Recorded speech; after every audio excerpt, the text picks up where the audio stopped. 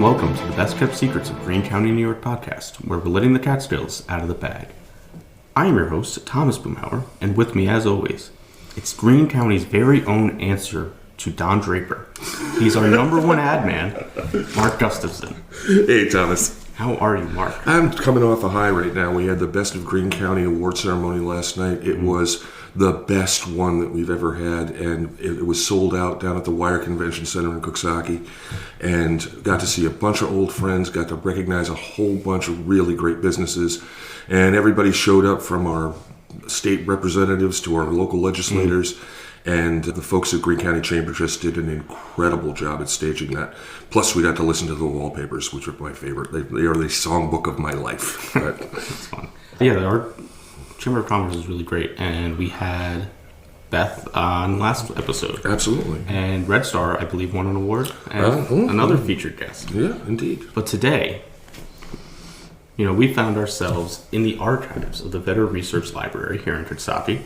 And we're thrilled to be joined by Greene County historian Jonathan Palmer. Jonathan, thank you very much for taking the time to chat with Mark and I today. Oh, this is a real treat. Thank you very much. And this is the best way to kick off season 2, by the way, because we wrapped season 1 trying to figure out how do we reset the clock and come up with something with season 2, and talking to somebody who arguably knows more about Greene County than anybody else on the planet. And being here in this facility is just a real treat for us as well, John. Well, this is great. The problem is we're in a pretty small conference room at the library right now, and I'm not sure I'm going to be able to get my ego back out the door. And I've got a question right off the bat for Mark, too, is at what point does the Best of Greene County Awards get their own Best of Greene County Award? I think we're going to have to try and apply to the Best of New York State Award. That's it. Because it really sets the business community apart. You're talking about a county of 49,000 people, and for them to stage, even Don Draper would say, is a world-class event, and have that happen over a period of time and build the relationships that we have, the businesses and everyone that supports them. It just is a real joy to be a part of. Well, speaking for myself, too, I know it's been great. A lot of history and heritage organizations in the county who, have had a spotlight shown on them because of the nomination process, because of the awards. So, for those of us involved in the history field, it's been a real asset. One of the biggest cheers last night was when Cairo Public Library took Best Library in the county. Everybody go, yes! Yeah, they've been doing a lot of hard work getting their lecture spaces back in order, so they've had their reopening, and this is, a cause to celebrate. Absolutely. So we're in the Greene County Historical Society's archives right now. I dragged you guys out on a Saturday morning to come and see the place. Absolutely. So the Greene County Historical Society, a lot of people don't know when I say it, but the Greene County Historical Society is the Bronck House. When people say, I go to the Bronck House, they're doing stuff up at the Bronck House. They're one and the same thing. The Greene County Historical Society was organized in 1929. By a bunch of people from across the county who were all really interested in seeing some of their family history preserved.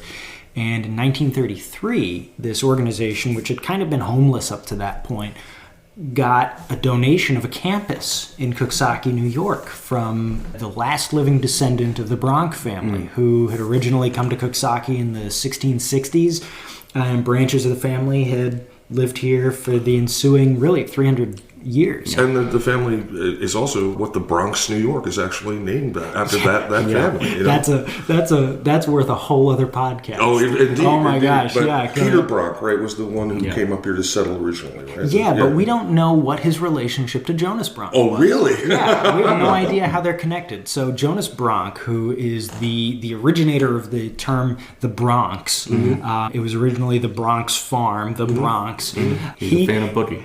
Yeah, he has one of the first documented libraries in the New World. Okay. It's really unbelievable. He's probably a university-educated guy. He comes to the New World on board his own ship, gets a huge tract of land outside of the metropolitan area in New York, and then he gets killed during one of these really, really unbelievable regional conflicts between the colonial Dutch community here and the native peoples of this place. Wow. Because, you get a bunch of Europeans showing up saying, hey, nice farmland. Everybody living there already says, hey, wait a minute, guys. Get out of my yard. Things ensue.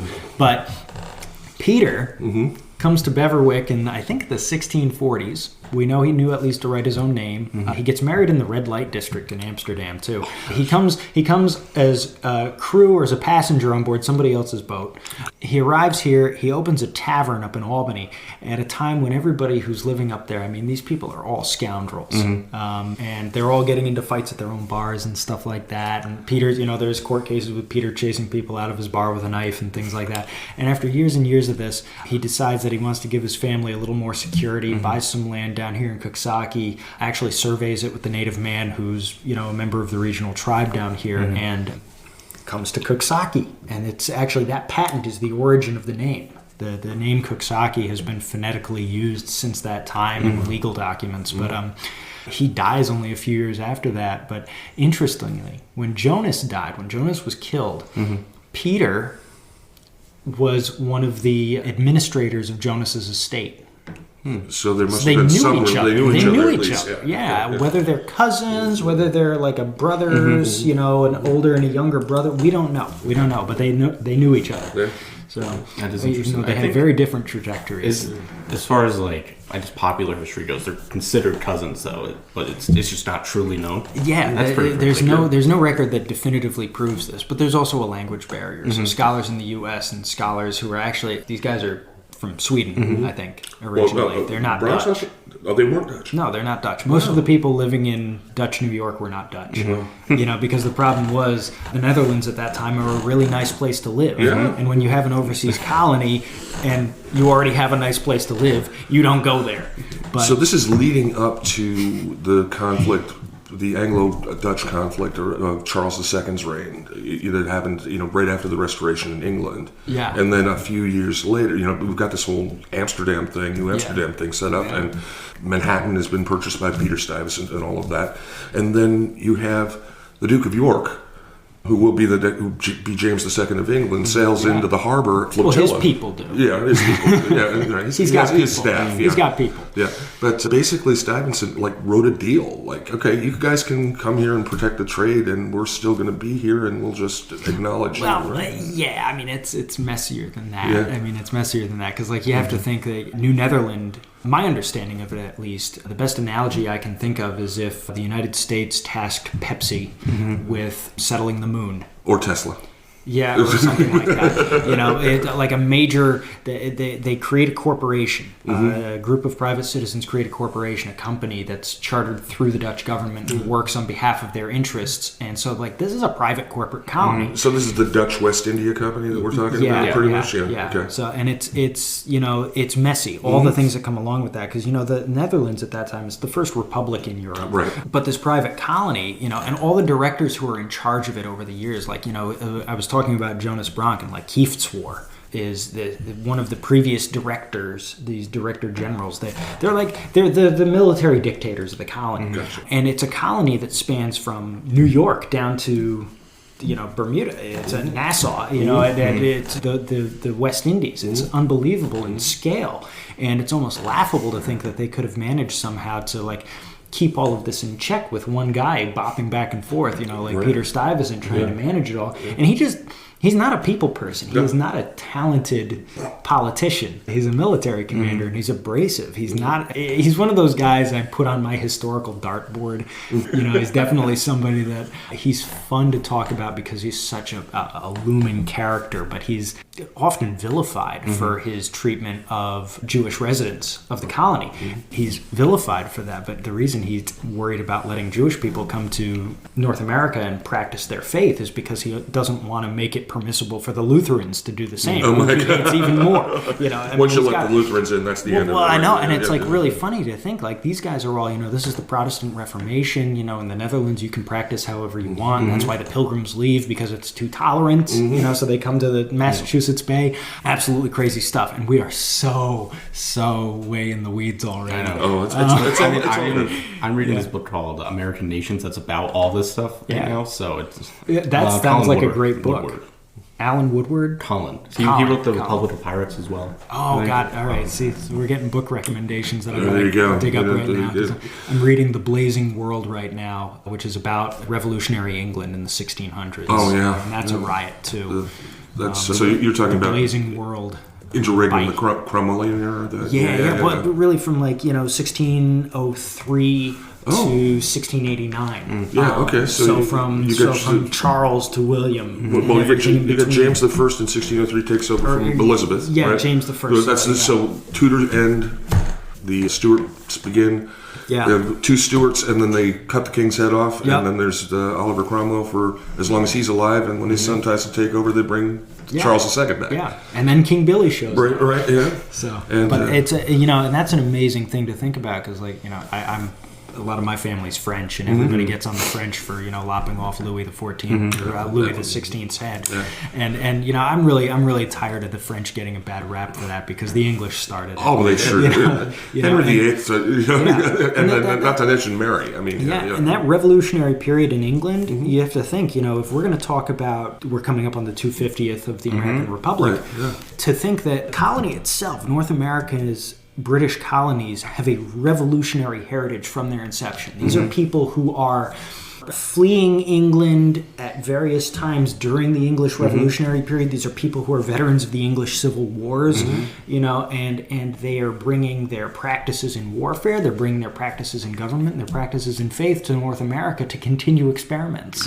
For good or ill. That's what our cultural heritage is so deeply rooted in. You talk about that. It really was, if you think about it, a fight against the Stuarts because, the Glorious Revolution when King William III shows up with Mary II was kind of all of that working itself out, of that whole, the interregnum as well, with Cromwell.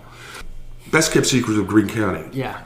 You showed us something today, which was just blew Thomas and I away. Oh, yeah. So, okay. Yeah. So, and this gets back to, we're talking about revolution, So the Greene County Historical Society, just to say, the place we're in right now is a decision that was made by the staff here in the 1960s on the grounds of the Bronck Museum, which was given to us in the 30s. The society's been here for a long time. In the 1960s, this guy, Charles Dornbusch, who ran Hope Farm Press out in Cornwallville, he's like one of my patron saints. I have a little votive candle of Charles Dornbusch. He's a towering figure in local history. He sets aside the Vedder Research Library and names it after our first county historian. And in this place, we start to collect and gather all the paper manuscript materials that testify to the history of the county, including the Bronck papers, which are just one of these flagship collections here in this part of the Hudson Valley that nobody's really, I don't think, ever embraced the full breadth and scope of what these papers represent. These are the personal manuscripts and letters of the Bronck family as they were living here during the late colonial period and through the Young Republic, into the 1840s and 50s. So we have this absolutely phenomenal collection of correspondence, personal papers. We have early voter rolls from the 1783. All this material from the Revolutionary period when Leonard Bronck, as he's a lieutenant in the colonial militia. He's also a civil official. He's working here, under the auspices of a government that, through the 1770s is really kind of like this weird secret cabal that's operating as under the radar as they can possibly be to maintain stability in southern Albany County and to get supplies to the Continental Army. During the Revolutionary period in New York, these committees of safety are organized. And these committees of safety and these committees to detect and suppress conspiracy and things like that are these patriot cliques of guys from every community in the area. They all get together and they say, we believe in this cause that's being fought. We align ourselves with the revolutionary state government and the revolutionary, provincial Congress that's here, the Continental Congress. They're operating in conditions where, first off, if some of their neighbors become aware of them and what their activities are, those neighbors are going to come and kill them in the night because they're all Tories. And these guys are patriots who are working for the revolutionary government.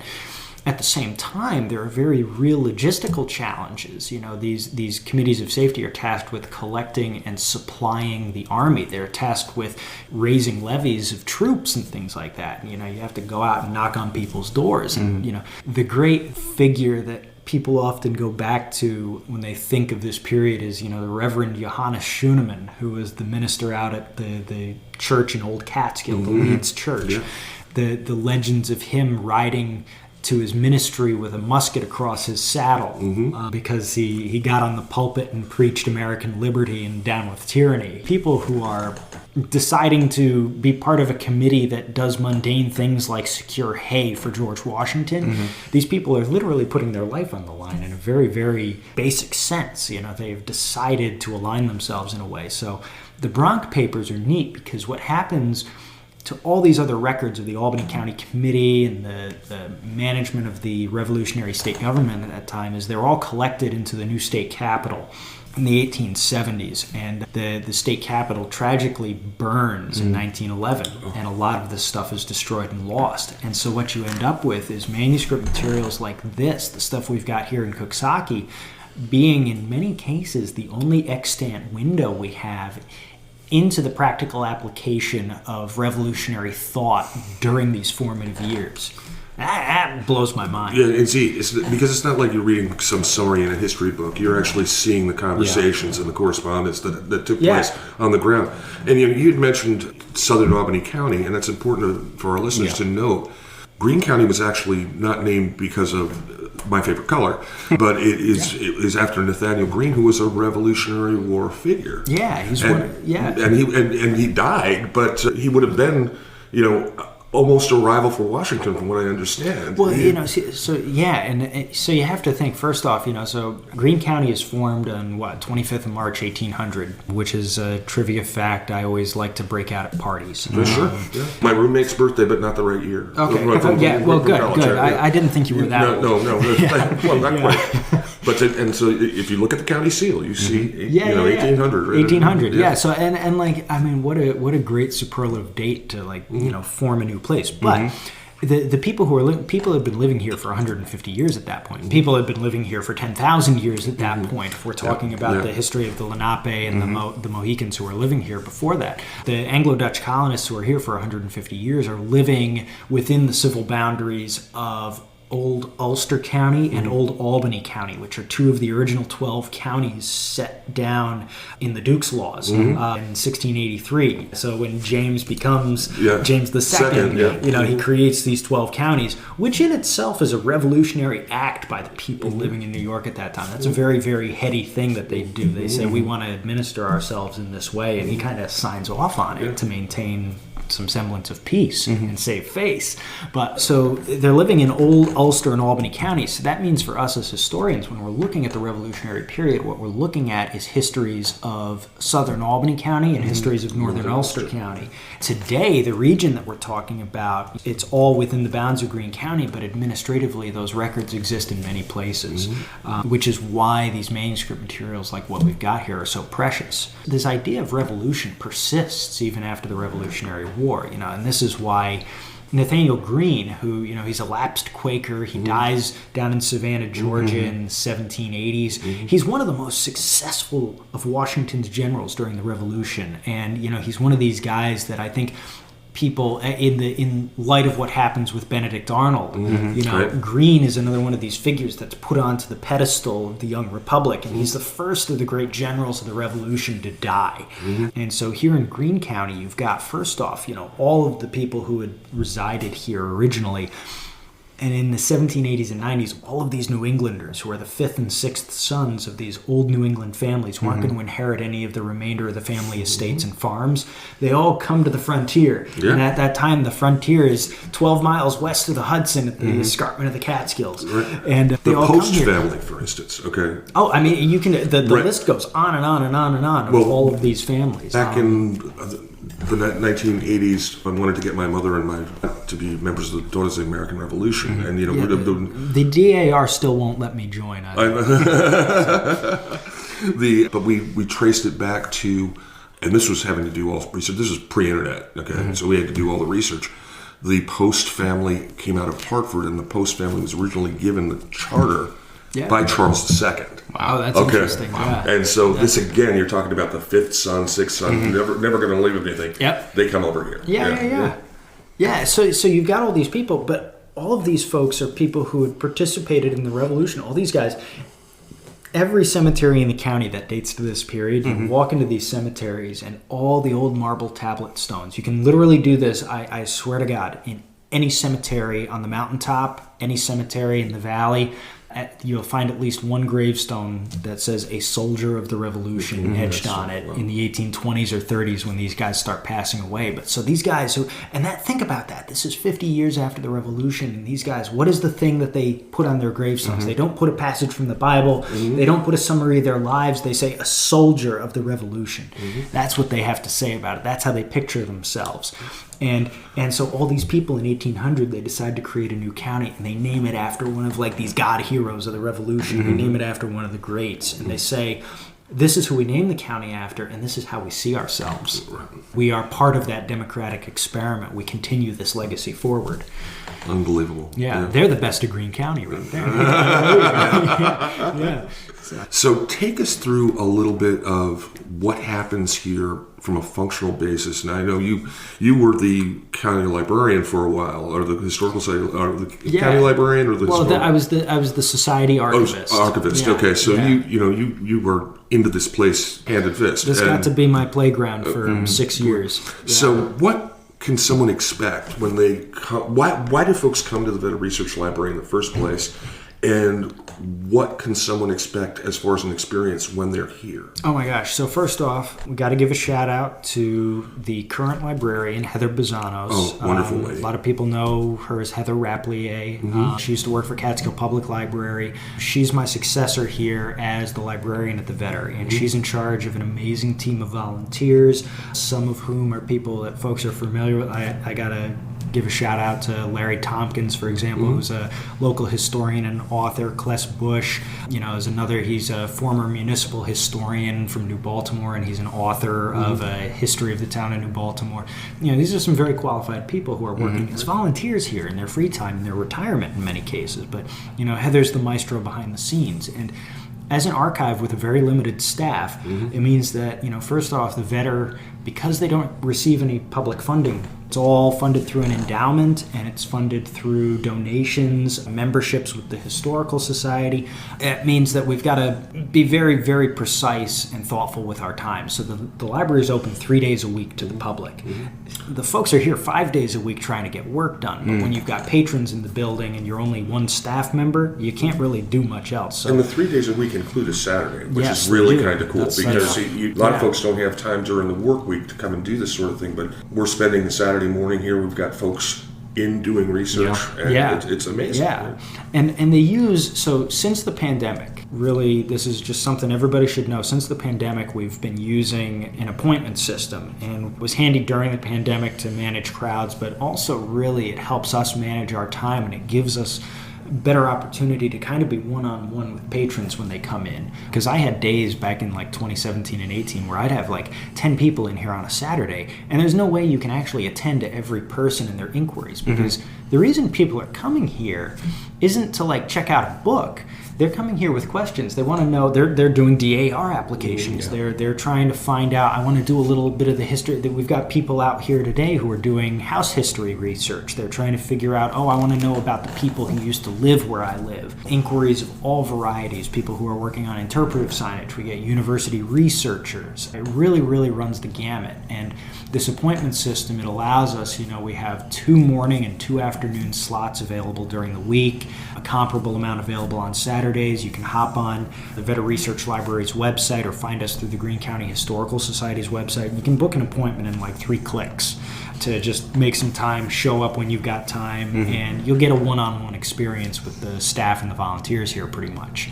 It's really wonderful. Well, we got some hands-on today, which was fantastic, because Thomas and I are doing some research. Maybe you want to talk about that a little bit, or what we're trying to come up with. Some research for an ongoing project. Okay, and we were able to find source material and learn something about the area that we're looking at that we never really knew before at all. I mean, and this is all first-hand primary source material. And remarkable stuff. Yeah. We had Shucks, guys. We had a memoir that I opened up to a random page. They're talking about an explosion at the slaughterhouse. Yeah. And I was like, I didn't. All right. Yeah, indeed. We also do a little focus on the 2 things that drive our economy here in Greene County, which is we're a tourism-driven economy, but we're also a business-driven economy. How has that changed over time from agrarian through manufacturing through now small businesses, services, things like that. I mean, what some of the key points that were trigger points as to when things kind of changed a little bit. Oh my gosh, boy! So that's a whole thesis right there. Yeah, sure. Yeah, that's a great question. I think it's one that we're still grappling with. The after effects of the death of the big resorts up here. Like you think of everybody remembers the Sugar Maples, the Friar Tuck, and the Catskill Mountain House. Right. Like for different reasons, but they represent the end of a trend. The tourism industry hasn't gone away. By no In means. fact, it's probably busier than it's ever been in a lot of ways. It's shifted. It's shifted mainly because of the fact that people vacation differently than they did in those days. Yeah. Extended stay. You come up from the city for 2 weeks and you eat great German cuisine or great, all that sort of stuff, or great Italian food or whatever. And you feed yourself and you have fresh air for 2 weeks, then you go back down and live in the city. Those days are over. Yeah. You air conditioning and the APA. Yeah, right, exactly. Well, no, so to that end, what you guys are talking about, and I won't wade into the origins first, but I will say when I look at a place like Wilder Wyndham, for example, or Scribner's, these are going to be the Catskill Mountain houses of a future generation. And even like the Camptown. Which is down in Leeds. These are all... Yeah. The cool thing about that is these are all reclamations of existing properties. Yeah. They were not new builds, Yeah, exactly. But look at what they're doing. This is interesting. You talk about how the death of the 2-week stay up in the mountains is gone.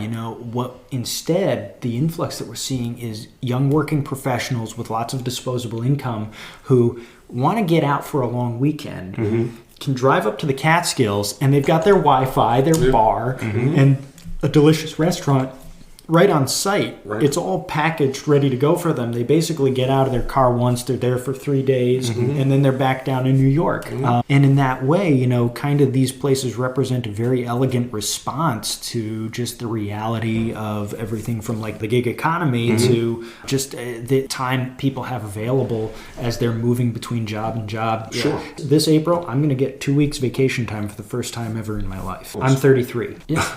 I've sort of lived a little different life. I cannot, in my business, I cannot be away for 2 weeks and be unplugged. Oh, I'm not going to be away for 2 weeks. But now I have 2 weeks paid vacation time.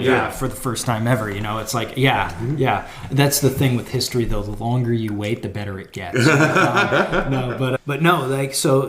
There's a lot of us young professionals who really only have 3-day weekends in a lot of cases. If I were to leave this job, I'd start the clock again with accruing my 2 weeks vacation time. And a lot of us are doing that every 4 or 5 years. We're switching jobs. But talking about the evolution of that, and the thing you touch on, the idea of the vying between the industrial working community and the recreational industry. These are two vying concepts that have been kind of pitted against one another really since the 1790s in this area. The Catskill Mountain House was built in 1824. It's the first of the great mountain resorts, and it's interesting because what it represents at that time is a refutation of the idea that the mountains are only useful for extractive purposes. The mountains at that time were the epicenter of the great tanning industry in the Northeast. That tanning industry that starts in the 1790s strips the mountains bare of hemlock. It turns so much of the mountain land into basically barren wastes that in the 1840s, Zadock Pratt out in Prattsville pioneers the reclamation of that timbered land, that previously timbered land for dairy pasture. And he pioneers ways to get cattle to successfully grow and thrive on these Rocky Mountain pastures. And he's writing reports to Congress about this, at that time. It's really, really cool. And that begins a dairy industry that thrives here until the turn of the century. It thrives right until the railroads go away. But all this fascinating stuff going on. We've got these two vying ideas where, there's a lot of people who are living in the area that say, the mountains are something that we should utilize and leverage. And there's a bunch of other people who are saying the mountains are a place of natural beauty that people want to come to rejuvenate themselves. And I know know it sounds frou-frou, but these are the great thinkers of the early 19th century. This is Emerson. This is Thoreau. This is William Cullen Bryant. This is Washington Irving and James Fenimore Cooper all saying that this is a place where you can go to rejuvenate your soul and to encounter the American wilderness and to understand our birthright as a young republic. And then you've got the people who say, well, let's cut the trees down. And so you've got these two vying ideas, and one of them succeeds, and it's the tourism industry, because guys like Thomas Cole are showing up at the same time and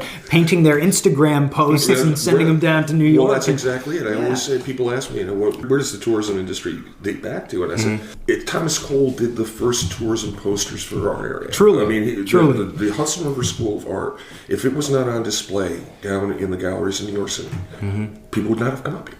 Let alone come up and follow him like Frederick Church did, and then build something like Olana on the other side. They have a better view than Thomas Cole had. Just go to the other side of the river. But Frederick Church is just not as interesting a person. No, he's really not. I have to say that on the record every chance I get, because I got to hype up my guy Tommy Oh, Cole. yeah. Yeah. Even though Church is like Church is literally like he's the apex of the art form. You know, I mean, nobody does it better than him, except maybe Sanford Gifford sometimes. But Thomas Cole, you'll hear us sing his praises ad nauseum. And his house is our only National Historic Site in the county. Indeed, which is pretty cool. It's right around the corner from where I live. It's cool. That's So I can great. walk up there all the time. It's and awesome. the new visitor center that's been built there, which is Amazing.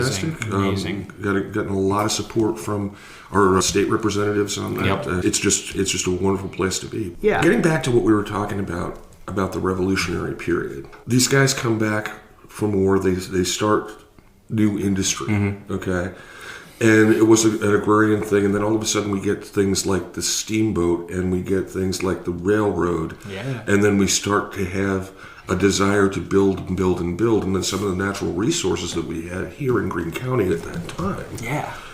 So, I love it. He just pulled the start cord on the engine and was going to let me go. But So the meteoric advances of the early 19th century that are all happening right here in the Hudson Valley, like you think the Hudson Valley is where humanity travels faster than a horse could carry them or the wind could blow them for the first time ever. Yeah. For the first time ever. It's like the equivalent of breaking the sound barrier, and it happens right here in the Hudson Valley. That is unbelievable to think about, and it's crazy because this guy says, hey, let's light a boat on fire instead of letting the wind blow, and Robert Livingston says, here's $1,000 to get that boat built. That's it. Whatever. But all of this creates a very, very resource-hungry climate. And fascinating. Greene County, the west side of the Hudson here, is situated along a limestone ridge that stretches really from the Ulster County line up through New Baltimore. I'm sure the Tituses can explain the geological phenomena behind it in far better and more elegant detail than I can, but the long and short of it is that really from the beginning of the Republic, that limestone ridge is being utilized for industrial purposes. So I'm sure many people have driven along a lime kiln road somewhere in the county. There's several lime kiln roads.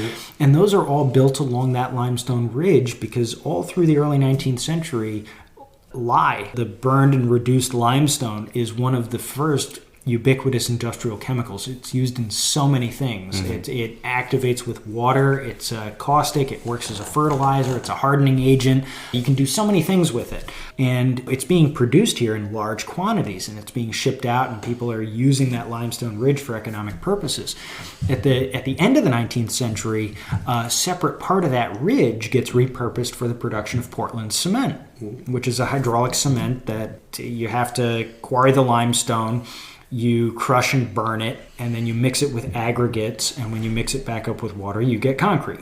It's pretty straightforward. This is right at a time when major construction projects in the city of New York are requiring product like this. This is kind of at the dawn of concrete construction as a method to build structures, and it's imperfect at first, but they kind of hammer this out. And I think that the one that I go back to is, in the Ashokan Reservoir, which is the keystone and the jewel of the New York City water supply system. The thing that literally makes living in the city of New York possible is this water supply system in the Catskills. All of that reservoir, all the infrastructure around it is built with Portland cement that's quarried, developed, and created in Catskill. You know, and that's unbelievable to think about. And not to mention the brick industry. I mean, you know, we have the Hudson River, we have... Oh, yeah. And the brick industry, too, that's kind of interesting because the brick industry is something that lasts... It's a lot older than the cement industry is. Yeah. And it's the one of like the big three, you know, the agricultural production, you've got the ice industry up here, and you've got the brick industry. Those are like the big three people point to. In the brick industry, it starts... Literally, you can find examples and instances of brickyards before the Revolutionary period, and those persist right up to the 1970s, and they are a major employer. All types of brick are made, traditional construction bricks of all types and varieties, just because the clay here is so suitable, but it outlasts all the other major ones. You know, there's no industrial hay production going on by the time the brick industry goes out of business. Right, exactly. What is probably the best kept secret of Greene County that you've come across as county historian? Something that you don't think anybody would really know about? Oh, gosh, boy. I mean, it's so tough because a secret is only interesting to somebody when the revelation of it speaks to their experience. You know, you've developed an entire podcast around it because there's no central secret. For me, personally, I love the history community here on the whole is such an untapped resource. Every municipal historian we've gotten, 14 towns, 5 villages, every one of them should have a municipal historian. Most of them do. And all these people are cranking stuff out every day of the week. And so in that way, as a professional working in the field, I love that we've got such a robust and collaborative history community here. Everybody's reaching out to one another all the time. Everybody's talking all the time.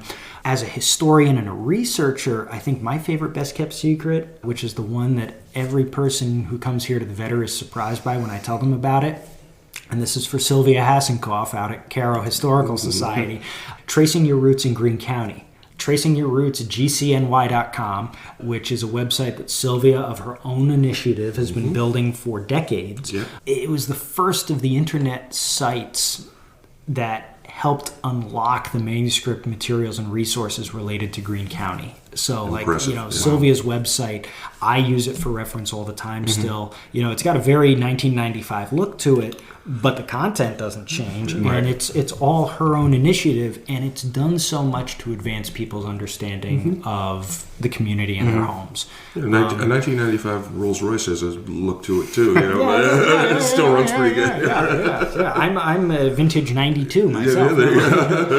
But no, as an enthusiast for history, and all of us who are enthusiasts for history, we often go to we got to go out and visit the sites. We got to smell the smells. Yeah.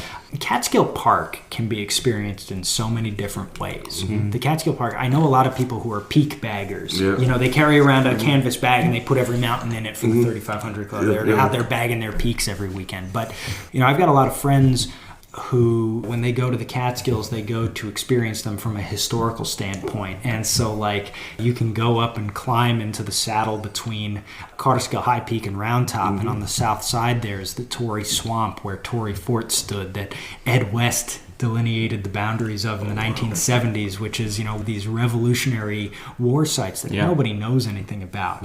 You can go up into the woods below Thomas Cole and Black Dome and Blackhead, and you can see the old roads that the first farmers up in that section of the mountains built, and you can see the cellar holes and the foundations. And then you can go back and pair that with these publications that have been around for many years in some cases. Like you can read Reverend Henry Hedges Prout's Old Times in Wyndham, and you can crack open one of Mike Kudish's books on the forest history of the Catskills, and you can look at a map of all of the forest industry that once dominated this place, and you can understand all of a sudden that these places that we treat as like this untouched wilderness, not only are they very deeply touched by the work of humans, but they have such rich stories to tell just in the natural surrounding. As a historian, you ask me what the best kept secret is, and it's like, I don't know, man. It's pretty much the whole county. The whole county. If you put one document in front of 4 historians, you'll get 8 opinions on what that document represents. Right. In that same way, Greene County works that way. Like, I will look at it and I will see one thing and I will see the magic of it. But I'll tell you, when I have to pick to go out for a walk somewhere, I always go to the Willows, Green Land Trust preserve down along the river between Athens and Catskill. I'll go to Mawignac, the Green Land Trust. You think of these places being preserved natural spaces, but they're preserving so much of our history in those spaces as well. Very true. Very true. I don't know. Does that answer it? I think it does. That's one of the most thoughtful answers that I could expect. I mean, that's really fantastic. Right, it's very, very true. Every once in a while, you drop a line about a best kept secret, and I'm like, I really still don't have a good answer. And I don't know if I'll ever have a good answer. Yeah, in that way, maybe this podcast is one of our best kept secrets. Keep listening for more. Yeah. Greene County is the best kept secret in New York State. And I'm like, okay, we got something to work with here. Something to work with here. Yeah. Well, thanks so much for taking the time with us to kick off season 2. We will be back with you for other things, like to maybe possibly have you guest on a couple of these over the course of time. I'm a real nervous speaker. So okay, just give me a chance terrible. So, but this has been a real treat, guys, and I love the work you're doing. Really appreciate the time you put in for this, because it's well worth the effort and pays off in spades. Thank you. Yeah. All right, well, that's another jam-up episode for us here at the Best Kept Secrets of Greene County, New York podcast. Thank you again, Jonathan. And for all you lovely listeners out there, be sure to tune in next time when we're diving deep into another hidden gem in our lovely county. But until then, we have things to do, places to be, and stories to tell.